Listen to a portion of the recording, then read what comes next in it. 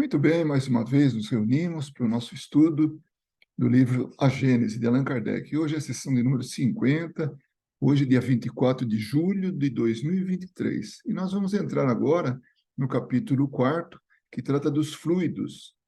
E nesse tema, nesse capítulo, ele se desdobra em duas partes, que é a natureza e propriedade dos fluidos, e deveremos levar aí umas 3 semanas, distribuídas, né, o conteúdo, né, e depois a explicação de alguns fatos reputados como um milagre, né.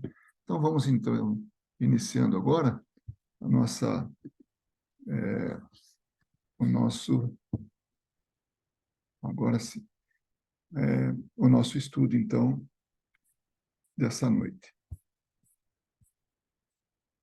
Deixa eu somente aqui pegar agora o livro. Muito bem. Então, natureza e propriedade dos fluidos. Bom, primeiro vamos voltar um pouquinho o que seria no início aqui, né, do capítulo de número 14, os fluidos. E vamos já para uma observação aqui de Kardec, aliás, do editor, né, uma nota do editor.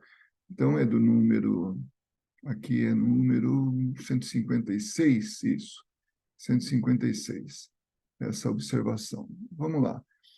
Nesse capítulo, Allan Kardec trata dos fluidos psíquicos ou espirituais, considerados como matéria constitutiva do mundo espiritual, tendo a mesma origem que a matéria comum no fluido cósmico universal, porém inacessível à observação do nosso mundo.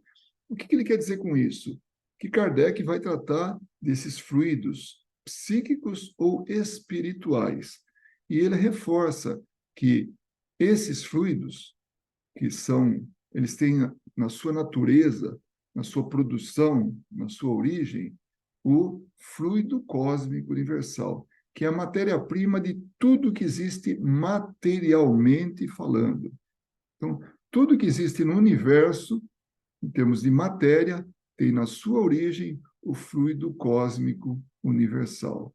Então, agora, olhando, do jeito que a gente está olhando as coisas, se olhar à volta, vai ver parede, vai ver cadeira, mesa, objetos, tudo isso veio do fluido cósmico universal. É a matéria mais densa que o fluido cósmico universal pode produzir.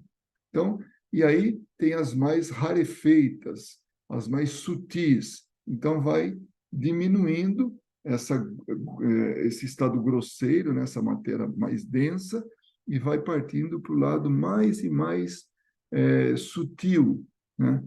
Então, com isso, a gente vai perceber que vai ter esse fluido que é de outro material, que estão em mundos, objetos e tudo que estão em mundos paralelos ao nosso, aqui convivendo outros planos.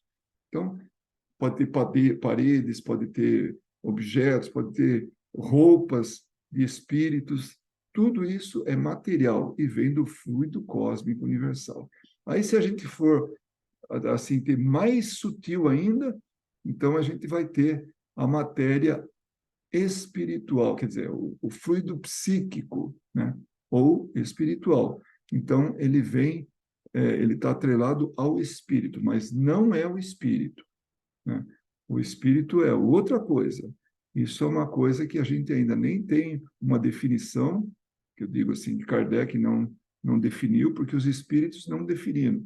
Falavam sempre que era pobreza de linguagem, falta de conhecimento, não chegamos lá ainda. Um dia nós vamos saber, mas por agora não. Mas os fluidos psíquicos ou espirituais, o perispírito, que a gente já falou a respeito, e vai falar nesse mesmo capítulo ainda, vai voltar a falar nele. Então, tudo isso vem do fluido cósmico universal, porque é material, ainda que nós não toquemos, ainda que nós não o vejamos, né? Então, não se pode confundir esse conceito fundamental da doutrina espírita, né, um conceito fundamental dela, né, com substância imaginadas pela comunidade científica na física da época. Substâncias elásticas, denominadas fluidos imponderáveis, né? Imponderável que não se pode pesar, né? Em 1865, o professor e escritor João de Andrade Corvo, homem de ciência, explicou o equívoco dessa teoria substancialista. A antiga teoria das emissões, que supunha a existência de diferentes fluidos sem peso, que saíam em sucessivas emissões dos corpos luminosos, quentes, magnéticos ou eletrizados, não está de modo algum de acordo com os fatos. Não explica muitos fenômenos que a ciência conhece e é contrária à harmonia e simplicidade das leis que regem a natureza. A teoria das ondulações explica tudo. Isso é datado de 1865, né? Está na revista contemporânea de Portugal e Brasil, né? A teoria do fluido cósmico universal, por sua vez, era uma teoria de ondulações, né? E aí já entra na física, né, ondulatória, que isso acabou vindo depois.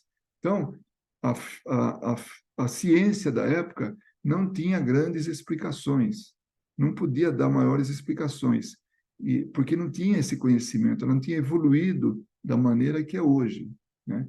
Então, como ele fala assim, né, a comunidade científica da época, né, imaginava esses fluidos como sendo material, mas imponderáveis, e eles saíam, era assim, não é, a energia, na verdade, era tida como esse material imponderável, né?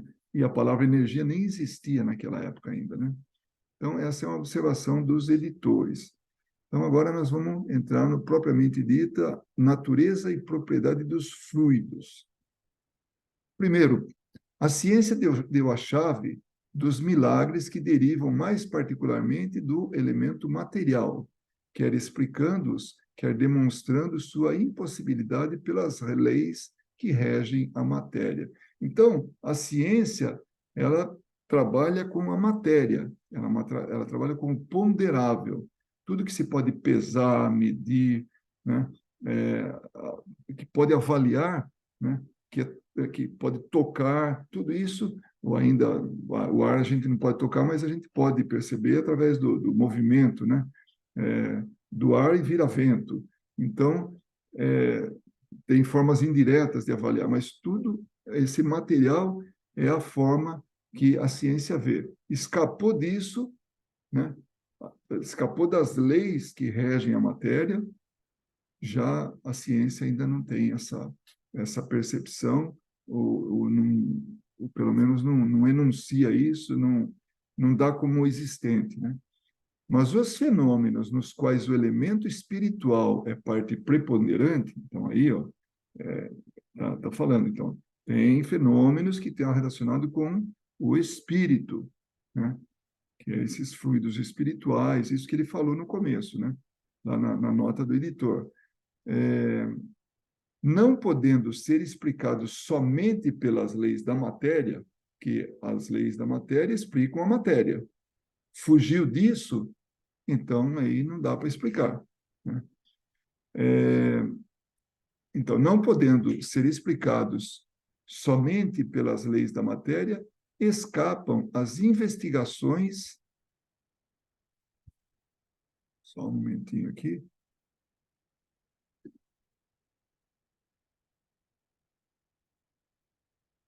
Só para ver uma coisa aqui. Ok. Tá tudo certo. Então, voltando aqui, né?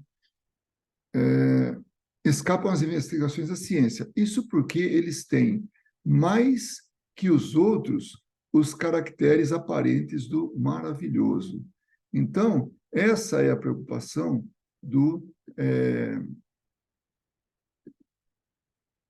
essa é a preocupação do. Desculpa, eu só estou verificando aqui uma coisa que é muito importante. Tá certo. Eu achei que estava no mudo aqui, eu não tinha conseguido. Mas vamos lá. Depois desses tropeços, a gente segue, né? Então, isso porque eles têm mais do que os outros os caracteres aparentes do maravilhoso. Então, escapou disso, parece que é alguma coisa que está na imaginação de alguém, né? Ou então acontece sem ter uma explicação. É, pois, nas leis que regem a vida espiritual que se pode encontrar a chave dos milagres dessa categoria. Então, o que vai explicar, né, esses milagres é justamente nessas leis que regem a vida espiritual. Então, é esse conhecimento que Kardec está trazendo para a gente depois que ele absorveu dos espíritos, né? Como já foi demonstrado, o fluido cósmico universal é a matéria elementar primitiva da qual as modificações e transformações constituem a inumerável variedade de corpos da natureza, que foi aquilo que a gente falou logo no começo. Então, o fluido cósmico universal é essa matéria-prima, matéria elementar primitiva. Vai modificando ela e aí as coisas vão acontecendo. E muitas das modificações é o pensamento que modifica através de mentes que são muito evoluídas e moral evoluída também. Então, vai disponibilizando a matéria e elas vão sendo transformadas, né? Principalmente por usuários dela, né? Por outros secundários, esses co-criadores que vão estar trabalhando isso, né? Como princípio elementar do universo, então todo o universo tem o fluido cósmico universal, por isso que ele chama fluido cósmico, é do universo, né? Elementar, porque é o primeiro passo em termos de matéria. É essa matéria-prima, né, que vai fazer tudo, né? Ela apresenta dois estados distintos. O de eterização. Eterização, só para a gente ter uma... assim, para que a gente não, não fuja, né, da definição, né? O que é? Então, o etéreo é que tende a ser volátil, instável, inconstante, é um fluido. Se for no sentido figurado, ele é considerado divino, que não faz parte da existência material, que é celestial. Então, o etéreo é isso, é algo que é inconstante, é um fluido, né? Ou de imponderabilidade, isso que não dá para pesar, né? Que não se consegue pesar, cujo peso não pode ser revelado, né? E no sentido figurado é impalpável, não dá para pegar, né? Então, imponderável é isso. Então, a eterização e imponderabilidade, que se pode considerar como estado primitivo. E o de materialização ou ponderabilidade, que aí já é algo palpável, que é algo que dá para pesar e tudo, que vem a ser, de alguma forma, sua consequência. Então, a transformação do fluido cósmico universal gera, né, quando vai se transformar em matéria, essa matéria ela é ponderável, ela é percebida, ela é medida, ou mensurável, né? Então, ela é consequência, a matéria é consequência da transformação do fluido cósmico universal.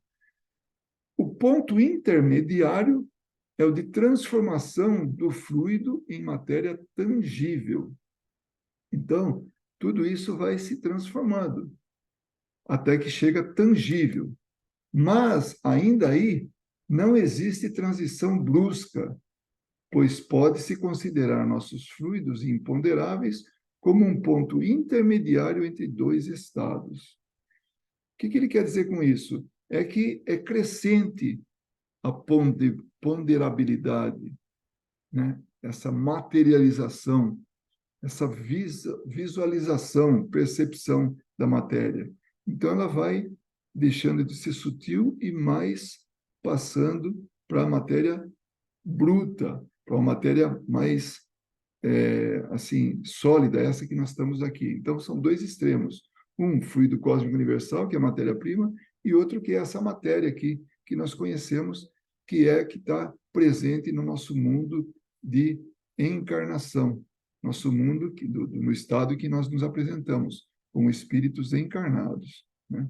Então, tem, assim, nuances, gradações que ela vai ficando cada vez mais densa, né? Então, é esse ponto intermediário que ele fala, né, que fica entre os dois extremos, então tem essas outras apresentações da matéria. Mas ainda aí, já falamos isso, né, não existe transição brusca. Mais para frente, como um desses dois estados dá necessariamente a lugar, o lugar, né, a fenômenos especiais. Então, cada um desses dois estados dá necessariamente lugar a fenômenos especiais. Ao segundo, pertence do mundo visível, né? Então, segundo, qual que é? Essa matéria ponderável, essa matéria densa, né? E ao primeiro, ao do mundo invisível, que é a mais sutil, né? Que é a mais delicada, que está imponderável para a gente, né? Os chamados fenômenos materiais são da alçada da ciência propriamente dita. Então, a ciência mede, a ciência avalia, enuncia, né, as leis da matéria, assim, desses fenômenos materiais. Tudo que acontece que tenha alguma coisa a ver com a matéria, né? Então, esses fenômenos materiais, a ciência está ali atendendo, né? Ela está, assim, estudando, né? Os outros, qualificados de fenômenos espirituais ou psíquicos, é isso que o editor fala, né? Olha, Kardec vai tratar mais disso aí, tá? Dos fenômenos espirituais ou psíquicos, porque se ligam mais especificamente à existência do espírito, estão nas atribuições do Espiritismo. Então, aí o Espiritismo vai estar oferecendo mais e mais munição, mais e mais informação para que a gente estude, né? Mas como a vida espiritual e a vida corpórea estão em contato incessante, olha que interessante isso aí. Vida espiritual e vida corpórea.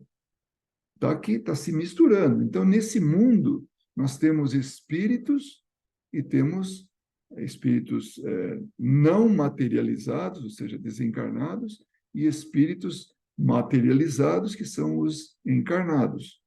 Então, é íntimo esse relacionamento. Esse contato é incessante, não para. Nós precisamos da matéria.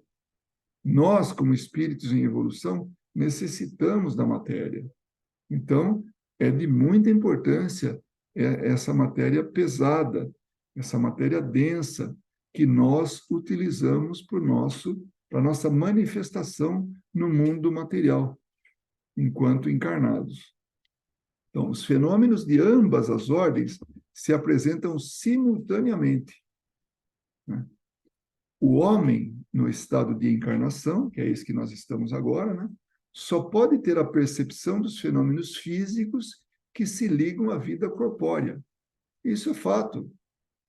Cada um pode tocar nesse momento a roupa que está usando. Isso é material. Tem um corpo embaixo dessa roupa. Isso é material. A cadeira que se está sentado é material. A mesa onde está apoiando esse computador é material. Então, essa percepção que nós temos, que os cinco sentidos nossos, eles limitam a nossa percepção. Então, a gente só enxerga o que é material, né? Os que são do domínio exclusivo da vida espiritual escapam aos sentidos materiais e só podem ser percebidos no estado de espírito. Então, no mundo espiritual, os espíritos vivem a matéria do mundo espiritual, matéria muito mais sutil, que eles podem perceber. Então, se o espírito está usando uma roupa, essa roupa, ainda que seja produto da mente dele, é material. Se ele encontra no caminho e aperta a mão de outro espírito, né, encontra outro no caminho e fala, como vai? Aperta. Então, o som que sai, né, quando está materializado, né, assim, bastante envolvido com a matéria, o espírito fala um com o outro, e outro escuta e responde. E aquele que responde, ou melhor, aquele que o outro que tinha perguntado, eles respondem e se entendem, porque estão ouvindo.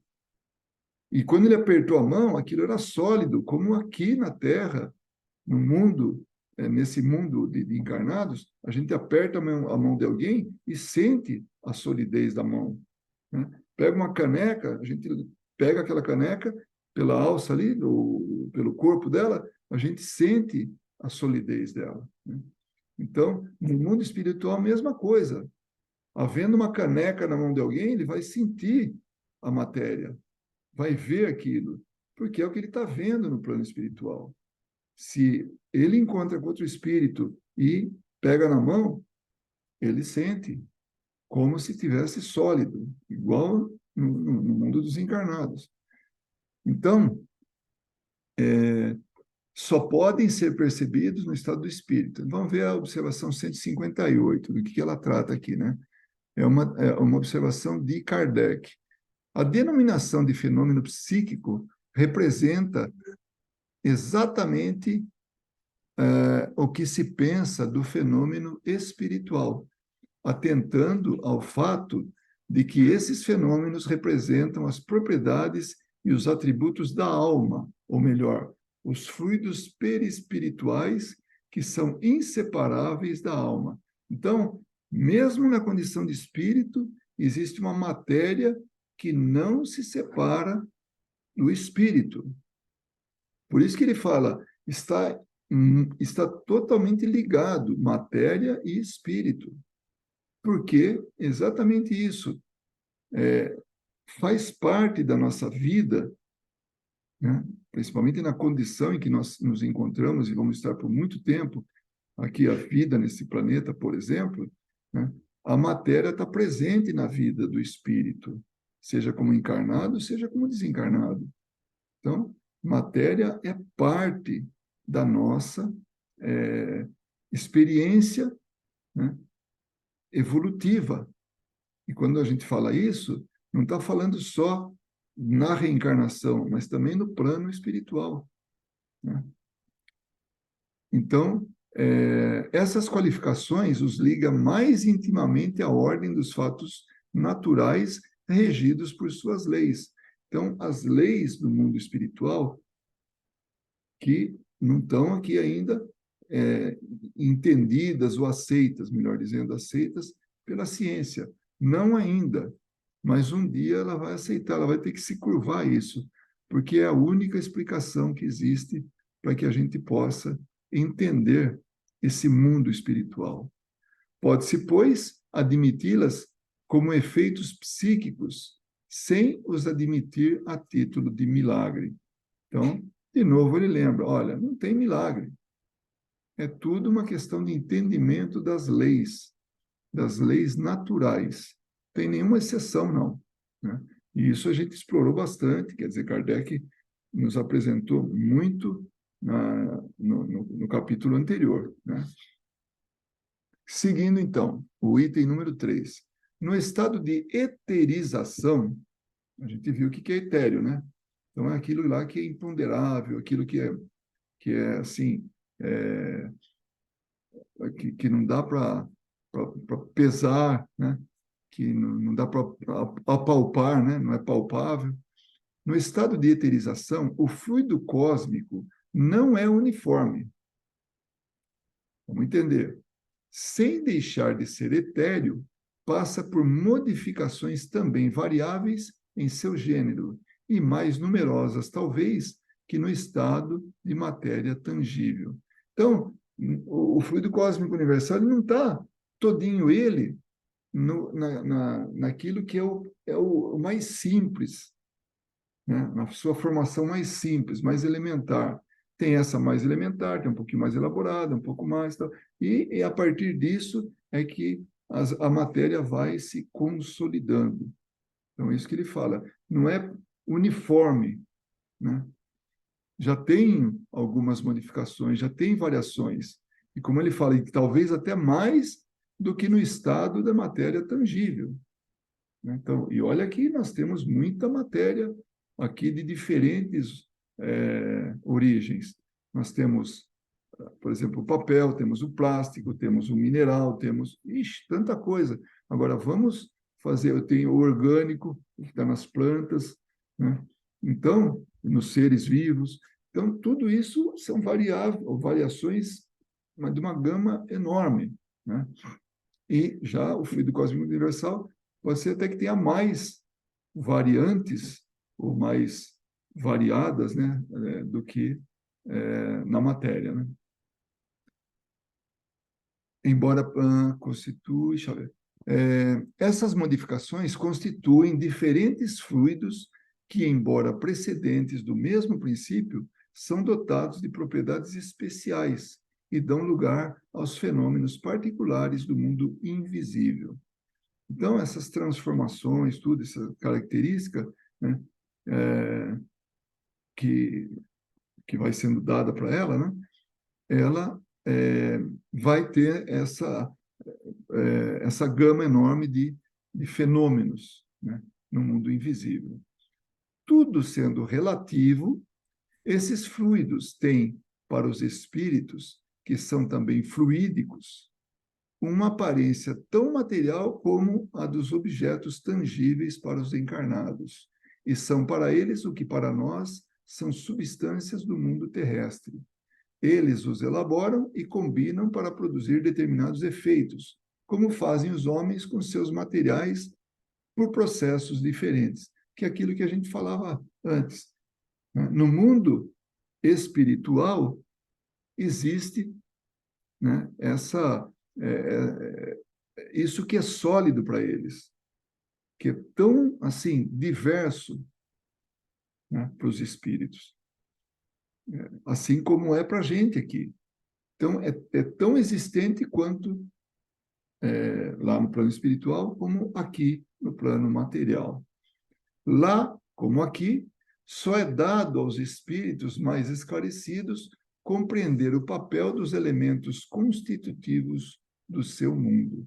Então, como aqui, lá também o conhecimento leva o esclarecimento, a compreensão do que é essa matéria, como que ela é trabalhada, como é que ela é modificada, a existência delas, enfim, as leis que os regem, né?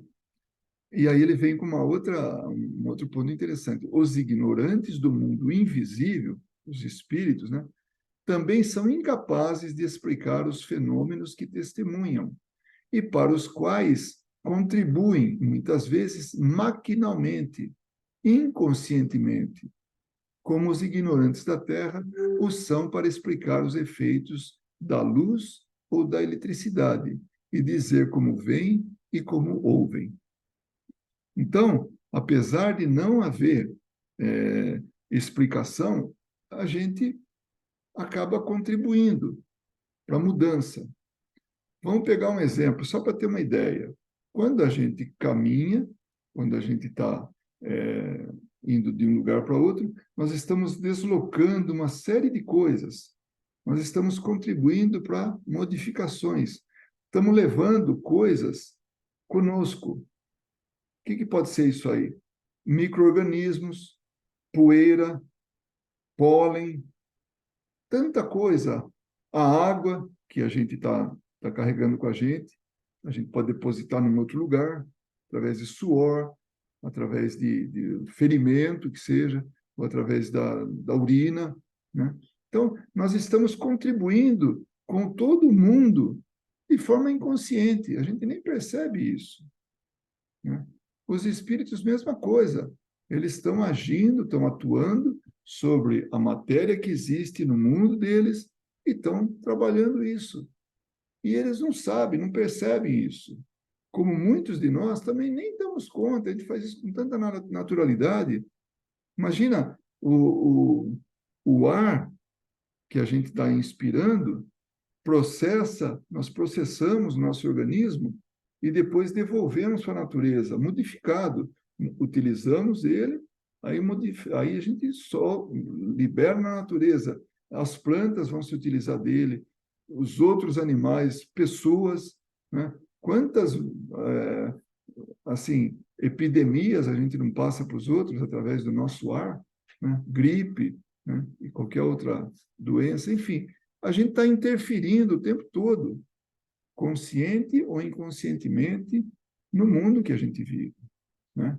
Então, mas a gente não fica formulando, enunciando, pensando nisso, né? Então, por isso que ele fala que os ignorantes do mundo invisível também são incapazes de explicar os fenômenos que testemunham e para os quais contribuem, muitas vezes maquinalmente, né, ou inconscientemente, como os ignorantes da Terra são para explicar os efeitos da luz ou da eletricidade e dizer como veem e ouvem. A gente não fica dando explicação como é que está acontecendo, para qual que é a lei que funciona para que a gente enxergue alguma coisa. A primeira delas tem que ter luz presente. Se não tiver luz, não tem o que refletir nos nossos olhos. Tá tudo escuro, então não existe nada para a gente naquele momento. Acendeu a luz, a gente vê tudo que está à nossa volta. E só aceita como que está vendo e pronto.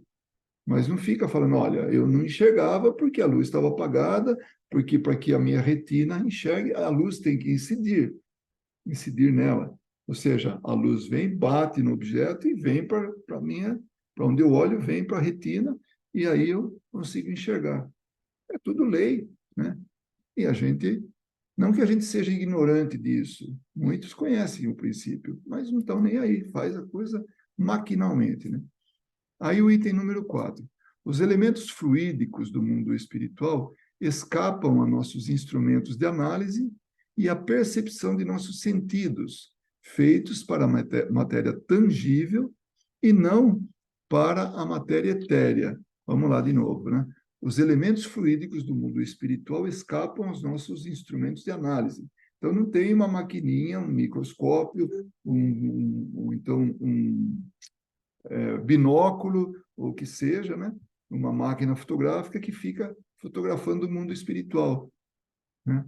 Porque a gente não tem, né? Assim, a máquina, o telescópio, o binóculo, o microscópio, a máquina fotográfica, tudo isso é feito para o mundo tangível. Então, se daqui da Terra a gente vai ver uma estrela lá no céu, é porque a estrela está vibrando na mesma frequência que a gente vibra aqui, para poder enxergar.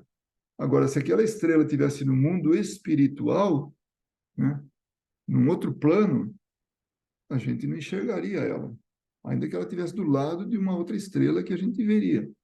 Por quê? Porque ela está num outro plano, é outra matéria, é outro universo, né? Então, a nossa percepção ela está limitada ao material.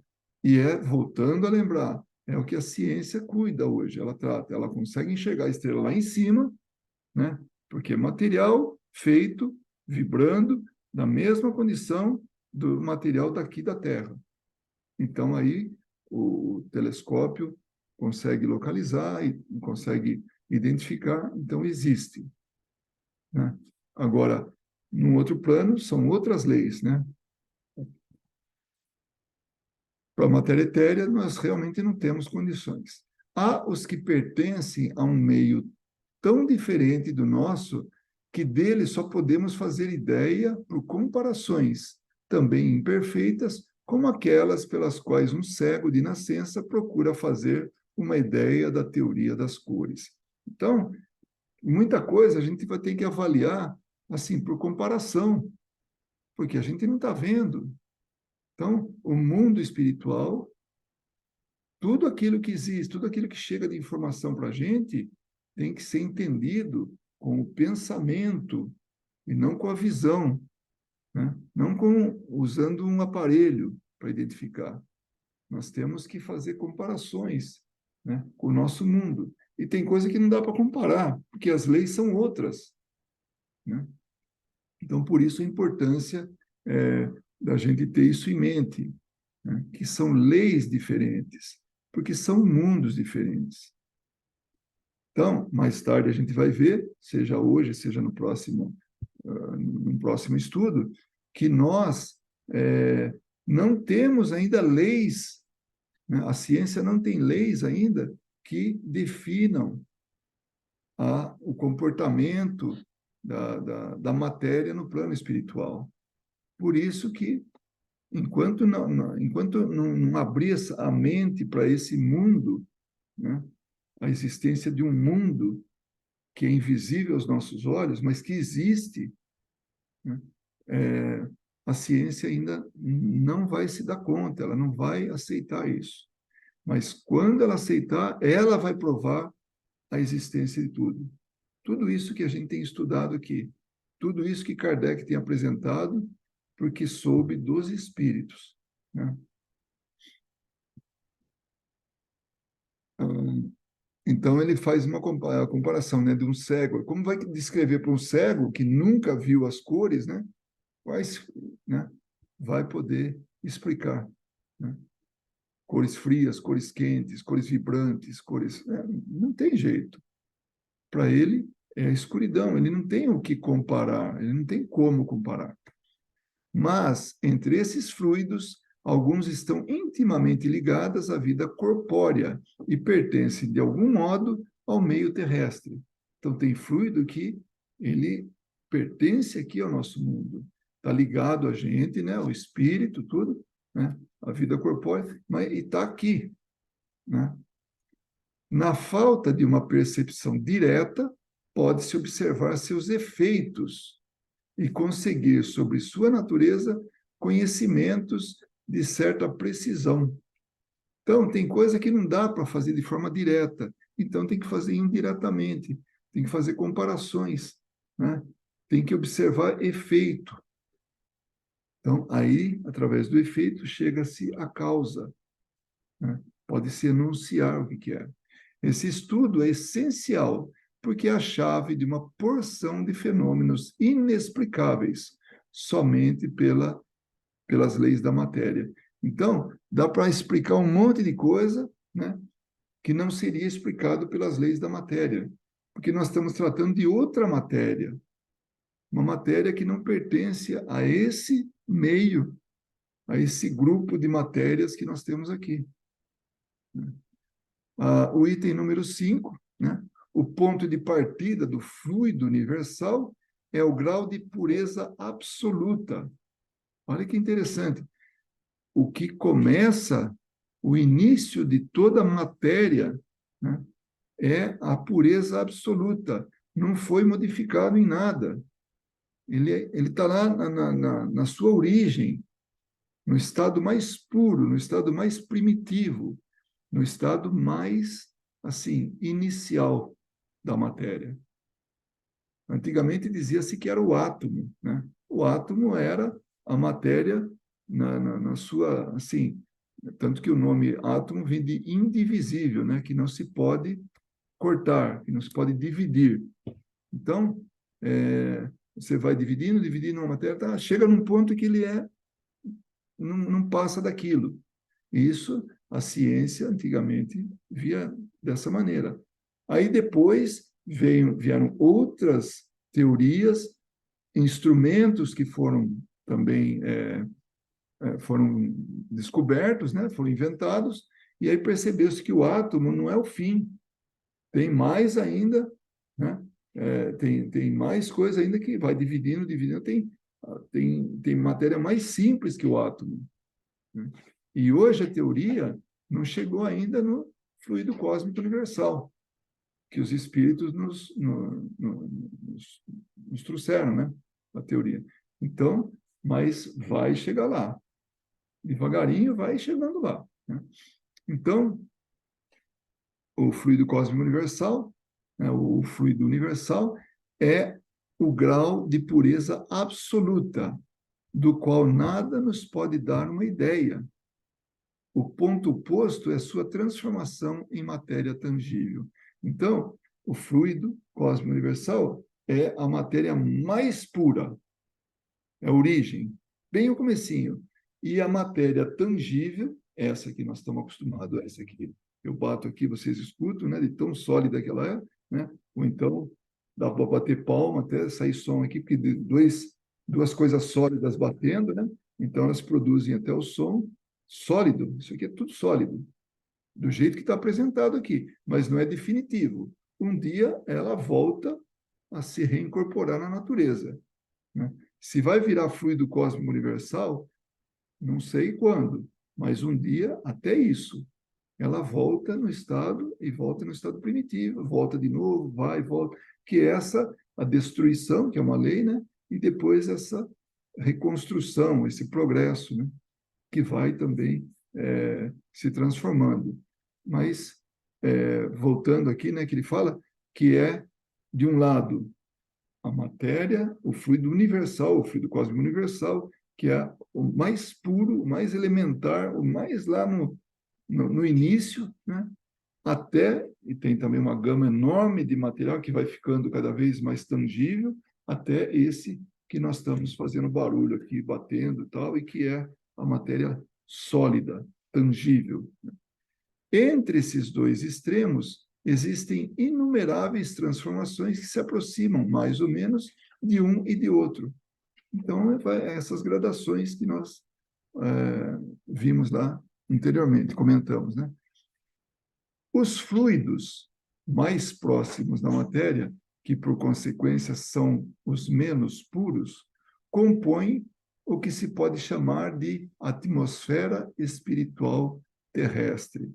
Então, essa matéria que vem, que está intimamente ligada ao espírito, o que vem do espírito, o que é manipulado pelo espírito, resultado de pensamento, tanta coisa, né? Essa está aqui, mas é imponderável. Então, nós temos que lembrar disso também, que existe esse tipo de matéria. Então, ele está nessa atmosfera espiritual terrestre. Imaginem, só como exemplo, nós aqui pensando em coisas boas. Então, nós estamos pensando só coisas boas, fazendo preces, né? No nosso dia a dia, a gente não pensa nada torto, né? Tudo assim dentro de uma pureza. Isso aí vai tornando a atmosfera psíquica do globo característica desses pensamentos. Agora, imaginem nós pensando só coisas baixas, né? Paixões, que mais? Esses defeitos que ainda nós levamos, essa inferioridade nossa, vai produzindo uma atmosfera também de uma baixa vibração ruim. Então, quem vê lá de cima, bem de cima, e tiver uma visão espiritual, vai ver essa atmosfera espiritual que é gerada pelos encarnados em parceria, né, com os espíritos, seja bom ou ruim, né, essa atmosfera, se toda ela for boa, vai ser límpida essa atmosfera que está em torno da Terra, a atmosfera psíquica. Isso que ele fala, atmosfera espiritual terrestre. Se nós tivermos baixeza de pensamentos, de vibrações, de sentimentos, a atmosfera vai ser toda ela pesada, escura, negativa. Então, isso que ele quer dizer que nós contribuímos, né, esses fluidos que nós estamos produzindo, né, é gerado por nós, seja ele bom, seja ele ruim. E muito seguramente, na condição que a gente conhece que o planeta está, a atmosfera espiritual terrestre não é das melhores, não é das mais bonitas, não é das mais transparentes. Um dia a atmosfera da Terra era neutra do ponto de vista espiritual, né? Por quê? Porque não tinha gente suficiente aqui para gerar um monte de coisa. Mas a partir do momento que estávamos reencarnando aqui, estávamos tendo cada vez mais gente, ainda num estado evolutivo muito atrasado. Então, essa atmosfera não foi ficando transparente, bonita, né? Leve. Ela foi, a cada tempo, aumentando mais e mais essa condição de peso, né? Assim, uma atmosfera pesada. O nosso trabalho agora está em modificar isso.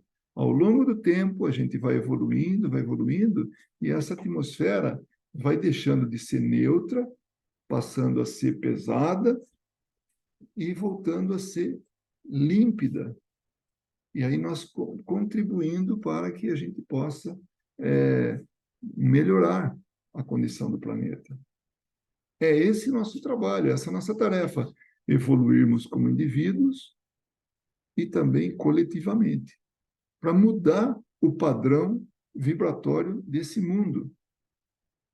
Então, é basicamente isso que nós estamos fazendo aqui, mudando a condição do planeta, a condição evolutiva. Quando a gente fala planeta, nesse caso, nós estamos falando de humanidade, né? Porque o planeta a gente já mudou bastante, vai mudar ainda, para melhor, para pior, não importa, mas vão mudar. Então, materialmente falando, nós temos essa interferência. Como nós vimos aqui, nós interferimos no mundo material, mas também interferimos no mundo espiritual, ou nessa atmosfera espiritual terrestre. Quanto tempo vai levar? Não sabemos, mas pode escrever aí, vai modificar para melhor. Isso é lei. O progresso é uma lei, não é uma casualidade, um vocábulo isolado, não, é uma lei. Progresso, a lei do progresso, dentre as leis divinas. Então, seguindo, é desse meio onde se encontram igualmente diferentes graus de pureza que os espíritos encarnados e desencarnados da Terra tiram os elementos necessários para sustentar sua existência. Até isso também, a gente está absorvendo esses fluidos, né? Onde quer que seja e como quer que seja no plano espiritual, seja no plano material, seja espírito, seja encarnado. Esses fluidos, por mais sutis e impalpáveis que sejam para nós, são de uma natureza grosseira, comparativamente aos fluidos etéreos das regiões superiores. Então, mesmo que seja impalpável para a gente, ele é pesado se comparado com os fluidos de regiões superiores, onde a matéria tem menos importância. Então, os seres superiores, eles são muito mais espiritualizados do que materializados. A diferença entre eles e nós é que nós somos muito mais materializados do que eles.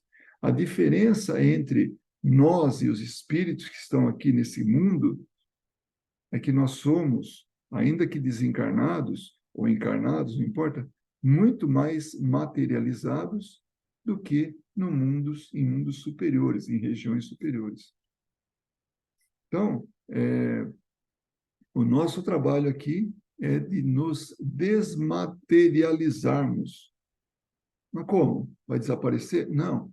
É fazer com que tudo aquilo que é espiritual tenha mais valor do que eu tenha materialmente falando. Então, nós temos que nos desapegar da matéria e nos apegarmos ao espírito, investirmos no espírito e não na matéria. Às vezes, nós, não é incomum, não, é coisa, a maioria, a gente pode saber, né? É muito comum, né? Nós dedicamos a vida inteira produzindo, fazendo, trabalhando, que seja para o lado material. E o material é o primeiro que fica quando a gente desencarna. Tudo fica. Nós vamos sozinhos, do jeito que a gente veio, a gente volta, ou seja, sem nada.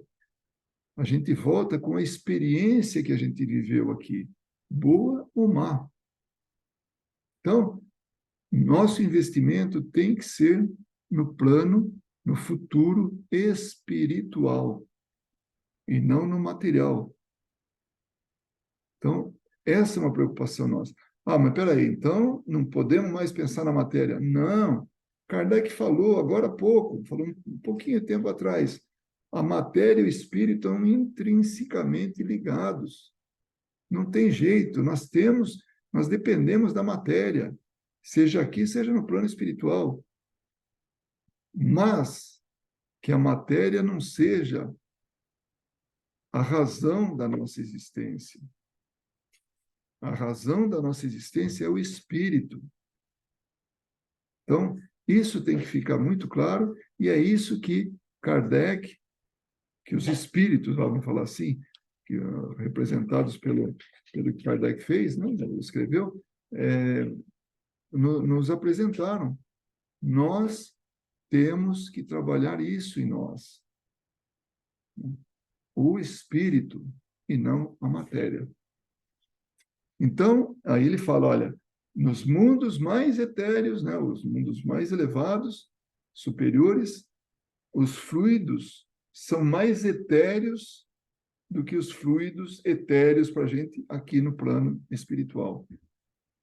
Então, essa gradação cada vez mais vai se distanciando, vai aumentando, né, o leque. É o mesmo com a superfície de todos os mundos, salvo as diferenças de constituição e as condições de vitalidade próprias de cada um. Então, cada mundo tem a sua condição material, né? E seja ela matéria, como ainda a matéria que seja rarefeita ou sutil, né? A qualificação de fluidos espirituais não é rigorosamente exata, já que, em definitivo, é sempre matéria, porém mais ou menos quintessenciada. Então, essa gradação é matéria, mas tem essa divisão, tem essas nuances, né? Só a alma ou o princípio inteligente é realmente espiritual. Então, aí ele está lembrando, olha, só espírito, ou só a alma, que está encarnada, né? Porque, por definição de Kardec, a alma é o espírito encarnado. Espírito é o espírito desencarnado, né? A alma que desencarnou. Então, isso é, sim, realmente espiritual. Não tem nada de material. Na essência, nós, espíritos, somos imateriais. Então, essa tríade que existe no universo, Deus, Espírito, matéria, ou Deus, princípio inteligente e matéria. Então, a matéria nós podemos transformar. E quando a gente for um espírito muito evoluído, nós podemos fazer muito, criar muito, né? Porque nós vamos ter condições para isso, de conhecimento e moral, né? Não vamos criar problemas, monstros, né? Desgraças. Não, nós vamos criar muito e tudo útil, quando a gente estiver num patamar espiritual bem elevado. E vamos, né? E então é o espírito, né? A matéria, que é tudo, desde o fluido cósmico universal até a matéria mais palpável, mais sólida, né? É a matéria, e finalmente Deus, que é o criador de tudo, né? O princípio, assim, é a causa primária de todas as coisas. Então, é isso. Só a alma ou o princípio inteligente é realmente espiritual. São designados assim por comparação e em razão de sua afinidade com os espíritos, né? Pode-se dizer que é a matéria do mundo espiritual, eis porque o chamamos de fluidos espirituais. Então, tudo isso está vinculado com o espírito. Faz parte da gente viver nisso, seja aqui, no mundo material, como encarnado, seja no plano espiritual, como desencarnado. Quem conhece, aliás, a constituição íntima da matéria tangível? Quem que conhece isso? Ela talvez só seja compacta em relação a nossos sentidos. E aqui vem uma observação interessante, que já vem, 159, que já é da ciência mais evoluída, uma ciência. Então, o editor faz uma nota. Se esta era uma consideração ousada para a época, pois nos manuais da física do século XIX, a matéria tangível era considerada constituída por átomos em meio ao vazio, imaginados como esferas sólidas inquebráveis, indestrutíveis. Então, o átomo era aquilo que não dá para dividir mais. E ele preenchia o vazio, né? Essa era a concepção da época. Depois, né, o que veio? Avaliando as explicações dos espíritos e a teoria do fluido cósmico universal, Kardec cogita, nos leva a pensar a não solidez da matéria tangível. Aí, olha como muda tudo em termos materiais. Antes, a matéria preenchia o espaço vazio. Agora, é diferente, né? Como nós vamos ver. Atualmente, a solidez do átomo é sabidamente inexistente em seu nível atômico, tratando-se essa condição da matéria somente uma aparência para os nossos sentidos. Porque a matéria é oca. Agora a gente já sabe, né? Então, são movimentos que estão girando, né? E preenchendo, não preenchendo, mas está muito rapidamente em vários lugares, e aí são espaços vazios que estão ali dentro da matéria. Então, muda tudo, né? Em termos assim dessa explicação. Então, a ciência já pensa dessa maneira, já conclui isso. E lá no século XIX, Kardec vem com essa teoria ousada, né? Essa consideração ousada para a época. Seguindo aqui, né? Vamos ler de novo lá. Quem conhece, aliás, a constituição íntima da matéria tangível? Ela talvez, isso Kardec falando, né? Ela talvez só seja compacta em relação aos nossos sentidos. Olha só, ele está falando, talvez a gente tenha uma ilusão de que ela é compacta, quando não deve ser, quando pode não ser. O que é provado pela facilidade com a qual é atravessada pelos fluidos espirituais e espíritos, aos quais oferece o mesmo obstáculo que os corpos transparentes oferecem à luz. Então, ele está falando assim, ó, se o espírito atravessa a matéria, né, claro, ele está vibrando em outras frequências, tudo, mas a parede é oca, né? Então, ele fala, é como se fosse uma luz atravessando um vidro transparente, né? Não está oferecendo resistência nenhuma. A luz passa tranquilamente, vai e passa. A matéria tangível, tendo por elemento primitivo o fluido cósmico etéreo, deve poder, quando se desagrega, retornar ao estado de eterização. Como o diamante, o mais duro dos corpos, pode se volatilizar em gás impalpável. Mediante a transformação que a ciência consegue fazer, o diamante, que é o corpo, um dos corpos mais duros que existe, né? Que risca tudo, e, né? Vidro e risca metal e tudo, né? Por ser duro, né? Ele pode voltar a ser de novo fluido cósmico universal. Pode virar pó, pode virar gás, pode virar o que foi na origem. Então, a matéria, a condição dela é temporariamente existente naquele estado. Mas, com o passar do tempo, dependendo das condições, das necessidades, ela volta ou pode voltar ao estado primitivo. Muitas vezes eu penso, isso é meu, né? Quadros, por exemplo, como da Mona Lisa, que é talvez o mais conhecido dos quadros, né? Está lá no Louvre, lá exposto, um quadrinho desse tamanho, a gente vê, né?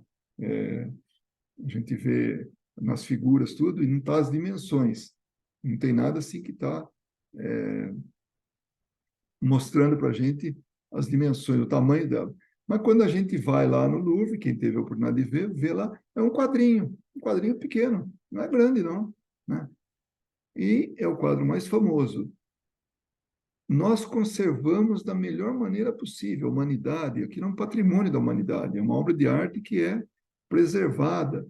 Tem lá, você pode tirar foto à vontade, que tem uma película, né, colada no vidro, que filtra os raios ultravioleta, o que seja, para que não degradem a pintura, mas vai degradar. Com o tempo está degradando, com o tempo vai. Um dia vai desaparecer de alguma maneira, o que é natural, o que é uma lei. Então, o que nós estamos fazendo é atrasar a vida, a destruição, na verdade, não a vida, mas prolongar a vida do quadro, né? Mas atrasando a destruição daquele quadro. Mas um dia ele vai deixar de existir. É, por mais. A gente fala, mas como é que pode? O que você não está falando bobagem? É uma realidade. Tudo que é material se desfaz. Tem uma vida temporária, que é isso que a gente fala, que a gente falou um pouquinho mais cedo, né? O investimento nosso tem que ser no imperecível. O espírito é imperecível, né? Então, a matéria tangível, tendo por elemento primitivo o fluido cósmico etéreo, deve poder, quando se desagrega, retornar ao estado de eterização.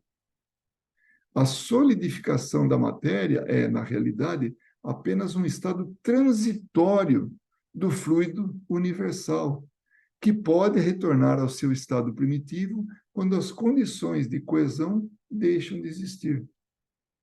Então, está tudo ali, está juntinho, está coeso, está estável por um tempo. Essa mesa que nós batemos nela, essas mãos que bateram palmas, esse computador pelo qual nós estamos aí falando, né? Estamos, né, nessa gravação, nesse estudo. Então, tudo isso é a condição que nós agora temos como aparentemente estáveis. Mais cedo ou tarde vai desagregar, podendo regredir em estado de matéria até o fluido cósmico universal, se não totalmente, parte dele. Então, eu vou voltar a ler de novo, só para fixar bem, para a gente não ter dúvidas. A solidificação da matéria é, na realidade, apenas um estado transitório do fluido universal. Então, o fluido universal ele tomou corpo, né? Se aglomerou, fez o que teve que fazer lá, né? Certamente por ajuda externa, né? Tornou. Então, aquilo é um estado transitório, que pode retornar ao seu estado primitivo quando as condições de coesão deixam de existir. Quem sabe se, estando tangível, a matéria não é suscetível de adquirir um tanto de eterização que lhe daria propriedades particulares? Certos fenômenos que parecem autênticos tenderiam a nos fazer supor que sim. Nós não possuímos ainda as bases do mundo invisível e o futuro nos reserva, no futuro, sem dúvida, o conhecimento de novas leis que nos permitirão compreender o que continua sendo para nós um mistério. Se nós não temos o conhecimento ainda, é porque nós não chegamos lá. É uma questão de tempo. O mundo está evoluindo, o conhecimento está evoluindo, a moral está evoluindo. Só para ter uma ideia como a moral está evoluindo, que continuam vindo espíritos muito atrasados reencarnar, porque aqui tem condições, tem pessoas que têm moral suficiente para, se não transformar esses espíritos inferiores que estão aqui sendo, que estão reencarnando, né? Se não tiver a capacidade de transformar totalmente, mas pelo menos parcialmente, um pouco, Na próxima ele vem e vai melhorar mais um pouco. Na próxima ele vem e vai melhorar mais um pouco ainda. Até que finalmente ele vai não só se melhorar, como vai auxiliar outros a se melhorarem. Como aqueles que já têm já avançaram um pouquinho na evolução, têm condições de auxiliar aqueles que estão buscando a evolução. Então, nós nos realizamos, nós progredimos, evoluímos individualmente e também de forma coletiva. Então, nós estamos a caminho. Vou até parafrasear o livro de Emmanuel, que eu acho demais o título, A Caminho da Luz. É isso que nós estamos fazendo aqui. Muito bem, então esse era a nossa proposta de estudo de hoje, né? E na próxima semana a gente dá continuidade para para o estudo, né? Nossa, ficou escuro aqui, eu nem tinha percebido, né? Que estava tão envolvido aí, mas ficou até bonito, né? Então, é isso.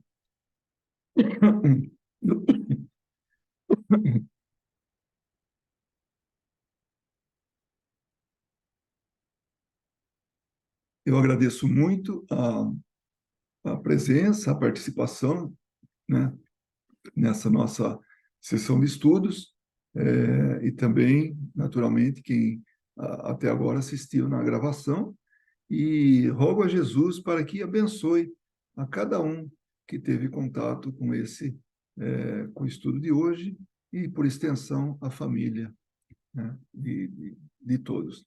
Eu agradeço e que nós possamos nos ver na próxima sessão de estudos. Então,